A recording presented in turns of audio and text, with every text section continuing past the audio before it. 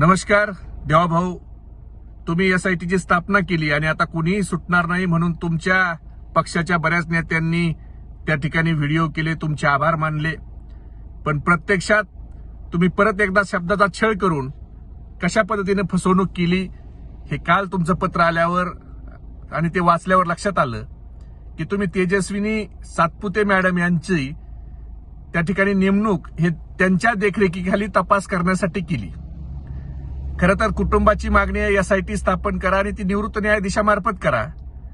SIT म्हणजे काय तर एसआयटी हे स्पेशल इन्व्हेस्टिगेशन टीम हे एक विशेष पथक आहे ज्याची नियुक्ती संवेदनशील आणि उच्च हाय प्रोफाईल केसमध्ये केली जाते, ज्यामध्ये नियमित तपास यंत्रणेच्या पलीकडे जाऊन विशेष कौशल्य त्या ठिकाणी दाखवून तपास केला जातो. म्हणजे ब्रेन मॅपिंग असेल, नार्को असेल, अशा गोष्टी करायच्यात जिथं तपासाच्या काही पुरावे सापडत नाहीत तर ते त्याच्या विशेष कौशल्य वापरून ती एसआयटीची टीम त्या ठिकाणी तपास करत असते.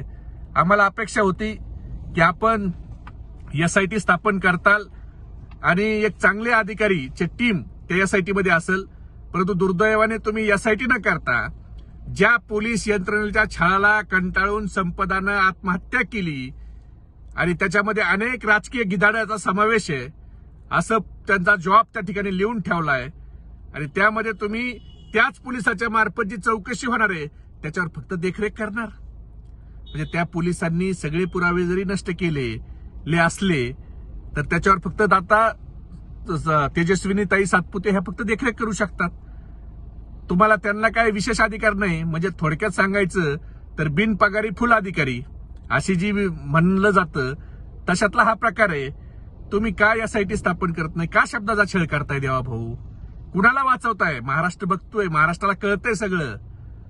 शब्दाचा छळ करताय, एसआयटीच्या ऐवजी देखरेखीखाली म्हणताय. हा शब्दाचा छळ नाही तर काय?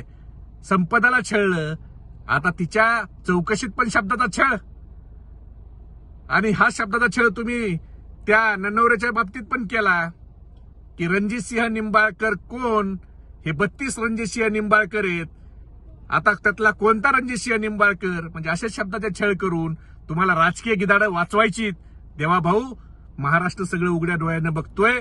अशा पद्धतीनं शब्दाचा छळ करून तुम्ही जर आरोपीला पाठीशी घालणार असाल तर महाराष्ट्र हे कदापि सहन करणार नाही.